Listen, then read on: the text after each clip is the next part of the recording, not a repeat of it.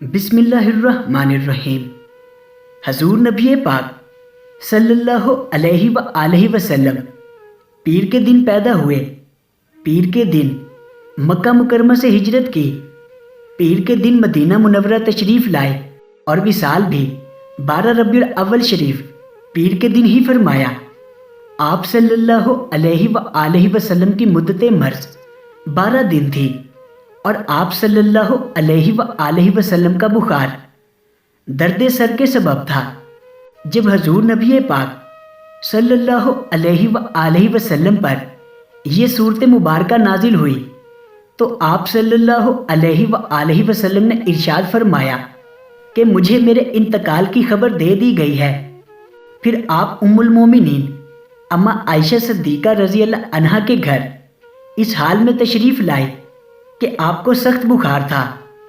حضرت بلال حبشی رضی اللہ عنہ فرماتے ہیں، جب میں صبح بیدار ہو کر آپ صلی اللہ علیہ وآلہ وسلم کے حجرہ انور کے پاس حاضر ہوا اور عرض کی، السلام علیکم اے سرچشمہ نبوت و رسالت کے اہل بیت، تو آپ صلی اللہ علیہ وآلہ وسلم نے سیدہ فاطمہ رضی اللہ عنہا کو ارشاد فرمایا، اے فاطمہ، بلال سے کہو کہ ابو بکر کو سلام کہو اور کہو کہ لوگوں کو نماز پڑھائیں۔ حضرت بلال رضی اللہ عنہ فرماتے ہیں، میں روتا ہوا واپس پلٹا، میں مدینے کی گلیوں میں گھومتا جاتا اور کہتا جاتا، آہ میرے سردار، آہ میرے جلیل القدر نبی، کاش بلال کو اس کی ماں نہ جنتی۔ فرماتے ہیں، پھر میں مسجد میں آیا تو مسجد لوگوں سے کھچا کھچ بھری ہوئی تھی۔ میں نے سیدنا ابو بکر صدیق رضی اللہ عنہ سے ملاقات کی اور حضور صلی اللہ علیہ وآلہ وسلم کا سلام و پیغام پہنچایا۔ اس کے بعد حضرت بلال رضی اللہ عنہ نے صدا لگا کر نماز کی اقامت کہی، سب رونے لگ گئے اور آپ رضی اللہ عنہ پر بھی گریہ طاری ہو گیا اور آپ نے روتے ہوئے اقامت کہی۔ حضرت سیدنا ابو بکر صدیق رضی اللہ عنہ آگے بڑھے اور لوگوں کو امامت کرائی۔ جب آپ رضی اللہ عنہ نے بسم اللہ شریف پڑھ کر سورۃ فاتحہ کی تلاوت شروع کی اور آپ رضی اللہ عنہ کی نظر اس جگہ پر پڑی جہاں سرکار دو عالم صلی اللہ علیہ وآلہ وسلم بیٹھا کرتے تھے تو رونے سے آپ رضی اللہ عنہ کی ہچکی بندھ گئی اور لوگ بھی رونے لگے۔ جب حضور نبی پاک صلی اللہ علیہ وآلہ وسلم نے لوگوں کا رونا دھونا سنا تو سیدہ فاطمہ سلام اللہ علیہا سے دریافت فرمایا، یہ مسجد میں آہو بکا اور رونے کی آواز کیسی؟ انہوں نے عرض کی، لوگوں نے آپ صلی اللہ علیہ وآلہ وسلم کو نماز میں نہ پایا اس لیے رو رہے ہیں۔ آپ صلی اللہ علیہ وآلہ وسلم نے اپنا سر اقدس اٹھایا اور یہ دعا کی، یا اللہ، بخار پر مامور فرشتے کو حکم دے کہ تیرے نبی پر تخفیف کرے تاکہ میں باہر جا کر لوگوں کو نماز پڑھا لوں اور دنیا چھوڑنے سے پہلے اپنے صحابہ کو الوداع کہہ لوں۔ اس کے بعد آپ صلی اللہ علیہ وآلہ وسلم نے اپنے بدن میں بخار کی کمی پائی تو وضو فرمایا اور پھر سیدنا فضل بن عباس، حضرت سیدنا اسامہ بن زید اور امیر المومنین سیدنا علی المرتضیٰ رضی اللہ عنہ کا سہارا لے کر گھر سے باہر تشریف لائے۔ جب مسلمانوں نے حضور نبی کریم صلی اللہ علیہ وآلہ وسلم کے انوار مسجد میں داخل ہوتے دیکھے اور آپ صلی اللہ علیہ وآلہ وسلم کی آمد محسوس کی تو وہ صف در صف جدا ہوتے جاتے اور آپ صلی اللہ علیہ وآلہ وسلم صفوں کے درمیان سے گزرتے جاتے، حتیٰ کہ آپ صلی اللہ علیہ وآلہ وسلم محراب اقدس کے پاس پہنچ گئے اور حضرت سیدنا ابو بکر صدیق رضی اللہ عنہ کے برابر کھڑے ہو کر لوگوں کو نماز پڑھائی۔ اس کے بعد جب حضور نبی پاک صلی اللہ علیہ وآلہ وسلم نماز سے فارغ ہوئے تو ممبر اقدس پر جلوہ افروز ہوئے اور خطبہ ارشاد فرمایا، اللہ کی حمد و ثنا کی اور الوداع کہنے والوں کی طرح چہرہ اقدس لوگوں کی طرف متوجہ کیا اور فرمایا، اے لوگو، کیا میں نے تم تک رسالت نہ پہنچا دی؟ اور نصیحت و امانت ادا نہ کر دی؟ لوگوں نے عرض کی، کیوں نہیں یا رسول اللہ صلی اللہ علیہ وآلہ وسلم، بے شک آپ صلی اللہ علیہ وآلہ وسلم نے رسالت پہنچا دی اور امانت ادا کر دی اور امت کی خیر خواہی کی اور اللہ عز و جل کی عبادت کی، یہاں تک کہ آپ صلی اللہ علیہ وآلہ وسلم کا آخری وقت آ گیا۔ اللہ عز و جل ہماری طرف سے آپ صلی اللہ علیہ وآلہ وسلم کو ہر نبی کی جزا سے افضل جزا دے جو اس نے ہر نبی کو اس کی امت کی طرف سے عطا کی۔ پھر آپ صلی اللہ علیہ وآلہ وسلم ممبر شریف سے نیچے اترے اور صحابہ کرام کو الوداع کہا، ان سے مصافحہ فرمایا۔ صحابہ کرام رو رہے تھے۔ پھر آپ صلی اللہ علیہ وآلہ وسلم سیدہ عائشہ صدیقہ رضی اللہ عنہا کے گھر تشریف لے گئے اور مرض میں مبتلا رہے، یہاں تک کہ ملک الموت ایک آدمی کے روپ میں حاضر خدمت ہوئے اور حجرہ اقدس کے دروازے پر کھڑے ہو کر عرض کی، السلام علیکم اے سر چشمہ نبوت و رسالت کے اہل بیت، کیا مجھے آپ کی خدمت میں حاضری کی اجازت ہے؟ حضرت فاطمہ رضی اللہ عنہا نے جواباً ارشاد فرمایا، اے شخص، آپ صلی اللہ علیہ وآلہ وسلم اپنے آپ میں مشغول ہیں۔ اس نے پھر عرض کی تو آپ صلی اللہ علیہ وآلہ وسلم نے دروازے سے جھانکا اور ملک الموت کو دیکھ کر حضرت سیدہ فاطمہ رضی اللہ عنہا سے ارشاد فرمایا، اے فاطمہ، جانتی ہو تمہارا مخاطب کون ہے؟ عرض کی، اے ابا جان، کوئی شخص ہے۔ ارشاد فرمایا، یہ ملک الموت ہیں جو بغیر اجازت کے آتا ہے، یہ لذات کو توڑنے شکست دینے والا ہے، اسے آنے دو۔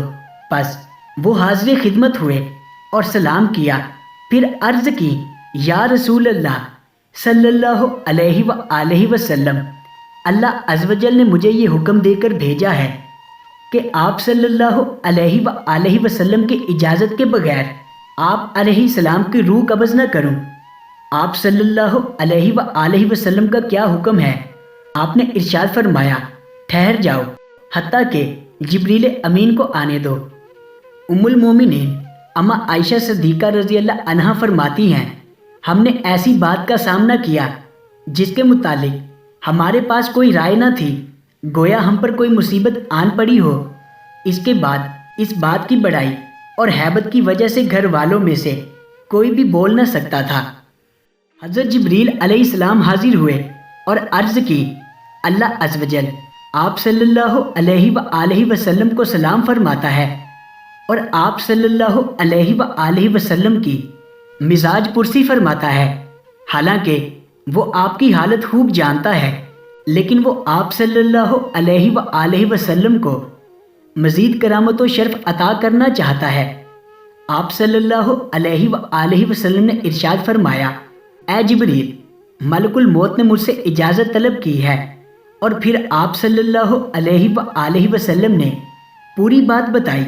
حضرت جبریل امین نے عرض کی، یا محمد صلی اللہ علیہ وآلہ وسلم، آپ صلی اللہ علیہ وآلہ وسلم کا رب عز و جل آپ صلی اللہ علیہ وآلہ وسلم کا مشتاق ہے، کیا اس نے نہیں بتایا کہ وہ کیا کرنا چاہتا ہے؟ خدا عز و جل کی قسم، ملک الموت نے آج تک کسی سے اجازت طلب نہیں کی، لیکن اللہ عز و جل آپ صلی اللہ علیہ وآلہ وسلم کے شرف و مرتبہ کو پورا کرنے والا ہے۔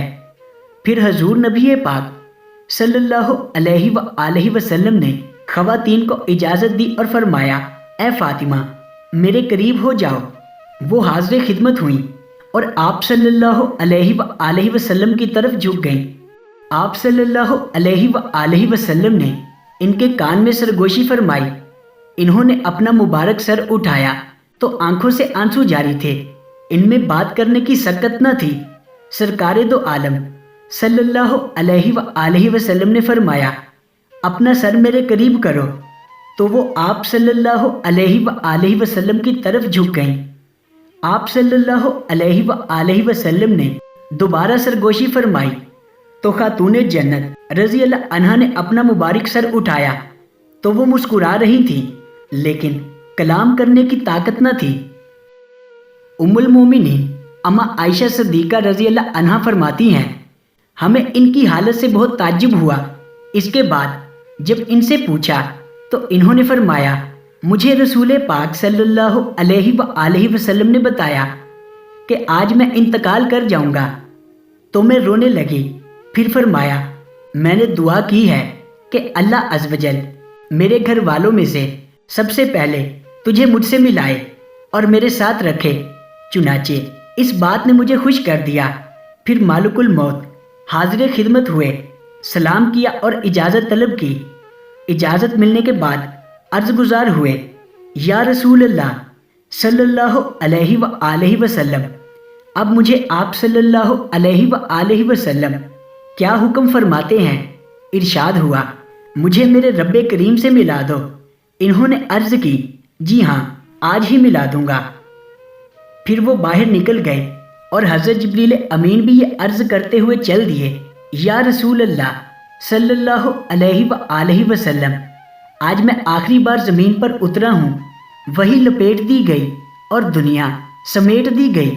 مجھے دنیا میں آپ کے علاوہ کسی سے کوئی کام نہ تھا اور مجھے آپ کی محبت ہی مقصود تھی۔ اما عائشہ صدیقہ رضی اللہ عنہا فرماتی ہیں حضور نبی پاک صلی اللہ علیہ وآلہ وسلم کا سر مبارک میری گود میں تھا کہ آپ صلی اللہ علیہ وآلہ وسلم پر بے ہوشی طاری ہو گئی، یہاں تک کہ بے ہوشی غالب آ گئی۔ آپ صلی اللہ علیہ وآلہ وسلم کی پیشانی سے اس قدر پسینہ ٹپکتا تھا کہ میں نے کبھی کسی انسان سے اس قدر پسینہ ٹپکتا نہیں دیکھا۔ میں وہ پسینہ پہنچتی جاتی اور اس سے زیادہ خوشبودار چیز میں نے کبھی نہیں دیکھی۔ بوقت وصال حضور نبی پاک صلی اللہ علیہ وآلہ وسلم نے جبریل امین سے فرمایا میرے بعد میری امت کے لیے کون ہوگا؟ تو اللہ عز و جل نے جبریل امین علیہ السلام کی طرف وحی فرمائی کہ میرے محبوب صلی اللہ علیہ وآلہ وسلم کو خوشخبری سنا دیجئے کہ میں انہیں ان کی امت کے سلسلے میں رسوا نہیں کروں گا، اور انہیں یہ بشارت دے دیں کہ جب لوگوں کو قبر سے باہر نکالا جائے گا تو سب سے پہلے میرا حبیب صلی اللہ علیہ وآلہ وسلم باہر تشریف لائے گا۔ جب لوگ جمع ہوں گے تو میرا محبوب ہی ان کا سردار ہوگا، اور جب تک ان کی امت جنت میں داخل نہ ہو جائے تمام امتوں پر جنت حرام رہے گی۔ آپ صلی اللہ علیہ وآلہ وسلم نے ارشاد فرمایا اب میری آنکھیں ٹھنڈی ہوئیں اور میرا دل خوش ہوا۔ اما عائشہ صدیقہ رضی اللہ عنہا فرماتی ہیں جب آپ صلی اللہ علیہ وآلہ وسلم کو ہوش آیا تو میں نے عرض کی میرے ماں باپ جان و مال آپ صلی اللہ علیہ وآلہ وسلم پر قربان۔ آپ صلی اللہ علیہ وآلہ وسلم کی پیشانی پر اس قدر پسینہ کیوں؟ ارشاد فرمایا اے عائشہ، مومن کی جان پسینے کے ذریعے نکلتی ہے اور کافر کی جان گدھے کی طرح اس کی باچھوں سے نکلتی ہے۔ اما عائشہ صدیقہ رضی اللہ عنہا فرماتی ہیں آپ صلی اللہ علیہ وآلہ وسلم کا سر مبارک میری گود میں ہی تھا کہ آپ صلی اللہ علیہ وآلہ وسلم نے اپنی جان آفریں کے سپرد کر دی۔ حضور نبی پاک صلی اللہ علیہ وآلہ وسلم کے وصال کی خبر سب سے پہلے امیر المومنین حضرت سیدنا ابو بکر صدیق رضی اللہ عنہ کو ہوئی، اور آپ رضی اللہ عنہ سب سے پہلے حاضر ہوئے۔ حضور نبی پاک صلی اللہ علیہ وآلہ وسلم کے چہرہ اقدس پر یمنی چادر تھی۔ آپ رضی اللہ عنہ نے چہرہ اقدس سے چادر ہٹائی اور بوسہ لیا اور روتے ہوئے عرض کی یا رسول اللہ صلی اللہ علیہ وآلہ وسلم، میرے ماں باپ آپ پر قربان۔ آپ صلی اللہ علیہ وآلہ وسلم نے پاکیزہ زندگی گزاری اور پاکیزہ وصال فرمایا۔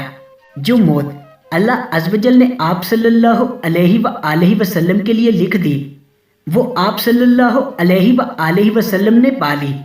اسلام کے لیے خیر خواہی پر اللہ عز و جل آپ صلی اللہ علیہ وآلہ وسلم کو بہترین جزا عطا فرمائے۔ پھر آپ رضی اللہ عنہ لوگوں کی طرف نکلے اور آپ صلی اللہ علیہ وآلہ وسلم کے انتقال کی خبر دی۔ جب حضور نبی پاک صلی اللہ علیہ وآلہ وسلم نے پردہ فرمایا تو لوگ مسجد میں جمع ہو گئے، غم و عالم سے سسکیاں لے لے کر رونے لگے اور دنیا تاریک ہو گئی۔ حضرت سیدنا بلال حبشی رضی اللہ عنہ پکارنے لگے، اے میرے جلیل القدر نبی۔ سیدہ فاطمہ کی فریاد نکلی، اے میرے عظیم باپ۔ حضرت امام حسن اور امام حسین رضی اللہ عنہ نے صدا لگائی، اے ہمارے جد کریم۔ اور ہر مسلمان نے غم و عالم میں ڈوب کر کہا کہ ہائے ہمارا رنج و عالم۔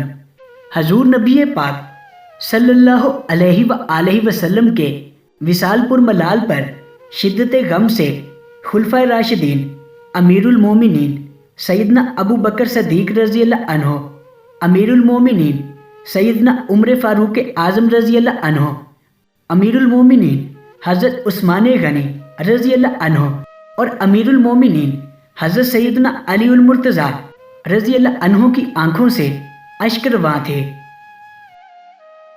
اربوں خربوں درود و سلام نبی پاک صلی اللہ علیہ وآلہ وسلم پر، ان کی پاک آل مبارک پر اور پاک صحابہ کرام رضوان اللہ علیہم اجمعین پر۔ تو پیارے دوستو، اسی کے ساتھ ویڈیو کو تمام کرتے ہیں۔ اپنے میزبان اذان علی کو اجازت دیجیے، دعاؤں میں یاد رکھیے گا۔ اللہ نگہبان۔